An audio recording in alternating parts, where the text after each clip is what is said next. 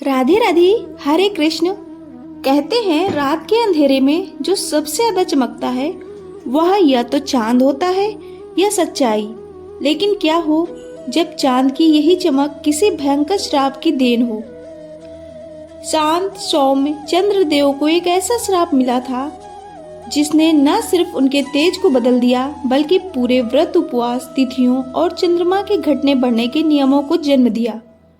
यह श्राप किसने दिया, क्यों दिया और चंद्रमा ने ऐसा कौन सा अपराध कर दिया था कि उन पर यह श्राप नजर में आ गया। आज की कहानी एक ऐसा रहस्य है जो पुराणों में छिपा है, पर जिसे सुनकर आपका मन कहेगा क्या सच में चंद्रमा ने ऐसा किया था। आइए जानते हैं चंद्रमा के श्राप की रोमांचक रहस्यमय और भावुक कथा। पुराणों के अनुसार चंद्रमा अत्रि ऋषि और माता अनसुईया के पुत्र थे। जन्म से ही वे अत्यंत सुंदर, तेजस्वी, कांतिमान और मोहिनी प्रभाव वाले थे। देवता हो या असुर, मनुष्य हो या ऋषि, हर कोई चंद्रदेव के रूप और शीतलता से मोहित हो जाता था। समय बीतता गया और देवताओं के राजा सोम यानी चंद्रमा और अधिक प्रसिद्ध होते गए। पर यहीं से शुरू होती है वो कड़वी कहानी जिसने आगे चलकर उन्हें श्राप दिलाया। दक्ष प्रजापति की 27 पुत्रियां थी। ये सभी नक्षत्र थी, अश्विनी, भरिणी, कृत्तिका, रोहिणी और इसी तरह 27 अन्य। दक्ष प्रजापति चाहते थे कि उनकी सभी पुत्रियां एक समान प्रेम, सम्मान और स्नेह पाएं। इसलिए उन्होंने अपनी 27 पुत्रियों का विवाह एक ही देवता से किया, वो थे चंद्रदेव। विवाह भव्य था। देवता, ऋषि, अप्सराएं सभी उपस्थित थे। सब खुश थे, पर किस्मत ने कुछ और ही लिखा था। चंद्रमा सभी पुत्रियों के पति थे, पर उनमें से एक थी रोहिणी जो असाधारण रूप से सुंदर और गुणी थी। चंद्रमा का मन अनजाने में रोहिणी की ओर अधिक झुक गया। वे उसके पास अधिक समय बिताने लगे। रोहिणी नक्षत्र में चमक बढ़ने लगी। अन्य 26 बहनें अकेली और उपेक्षित महसूस करने लगी। वे चंद्रदेव से पूछती, क्या हम आपकी पत्नी नहीं हैं? क्या हमारा हक नहीं है?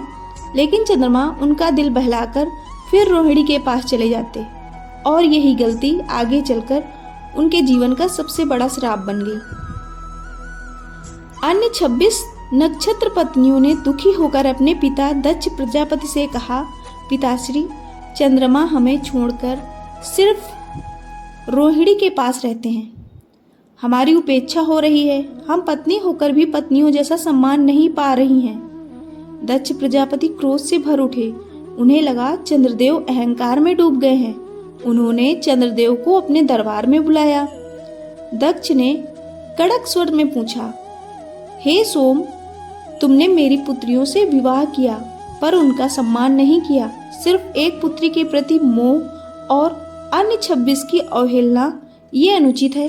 चंद्रमा ने सिर झुकाकर कहा, प्रजापति देव, मैं सभी का आदर करता हूँ, पर रोहिणी से मेरा हृदय थोड़ा अधिक जुड़ा है। दक्ष का क्रोध अपने चरम पर पहुँच गया। उन्होंने अंतिम चेतावनी दी, सभी से समान व्यवहार करो वरना परिणाम भयंकर होगा।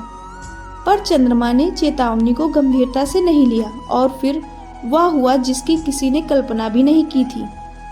दक्ष प्रजापति का धैर्य टूट गया। उन्होंने तीव्र क्रोध में कहा, हे चंद्र, मैं तुम्हें श्राप देता हूँ। तुम धीरे धीरे क्षीण हो जाओगे।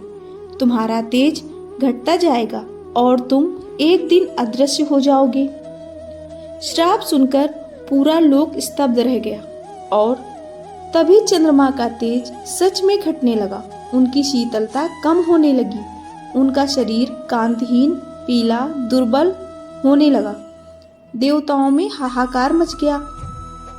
यह था कृष्ण पक्ष का जन्म, चंद्रमा के घटने का नियम, जिसे आज भी पूरा संसार मानता है। चंद्रदेव विलाप करते हुए बोल उठे, मैंने ऐसा क्या अपराध कर दिया कि पूरा अस्तित्व खो रहा हूँ। हे देवताओं, मुझे बचाइए। देवताओं को भी चंद्रमा की आवश्यकता थी। पौधों, जल, मन, औषधियों और जीवन के संतुलन के लिए वे सभी भागे भगवान शिव के पास। देवताओं ने शिव से प्रार्थना की, हे महादेव, चंद्रमा के बिना संसार अंधकार में डूब जाएगा, कृपा करें। शिव ने अपनी करुणा से उपाय बताया और चंद्रमा को अपने जटाओं पर स्थान दिया। इसलिए शिव का एक नाम चंद्रशेखर हुआ। फिर शिव ने कहा, दक्ष का श्राप अटल है, चंद्रमा क्षीण होंगे, यह नियम रहेगा, पर मैं तुम्हें वरदान देता हूँ, क्षीण होने के बाद वे पुनः बढ़ेंगे भी। और इस प्रकार जन्म हुआ शुक्ल पक्ष का, चंद्रमा के बढ़ने का नियम। अब चंद्रमा कभी पूर्णिमा बनते तो कभी अमावस्या, और ये चक्र सृष्टि में संतुलन का प्रतीक बन गया। चंद्रदेव का श्राप हमें बताता है, पक्षपात संबंधों को तोड़ देता है। अहंकार कभी कभी विनाश की जड़ बनता है। संतुलन जीवन का सबसे बड़ा नियम है और भगवान शिव सदा अपने भक्तों के संकट हरते हैं। अंततः चंद्रदेव को श्राप किसने दिया? उत्तर है दक्ष प्रजापति ने, क्योंकि चंद्रदेव ने उनकी 26 पुत्रियों की उपेक्षा की थी और रोहिणी के प्रति अधिक स्नेह और मोह दिखाया था। यही वजह है कि आज भी चंद्रमा घटते बढ़ते हैं, शुक्ल पक्ष और कृष्ण पक्ष बनते हैं, पूर्णिमा और अमावस्या का चक्र चलता है। ये सब एक पिता के श्राप का परिणाम है। आपको ये जानकारी कैसी लगी? कृपया कमेंट करके अवश्य बताएं। जानकारी पसंद आई हो तो वीडियो को लाइक और शेयर करें। ऐसी और भी जानकारी और कहानियों के लिए चैनल को सब्सक्राइब करना ना भूलें। धन्यवाद।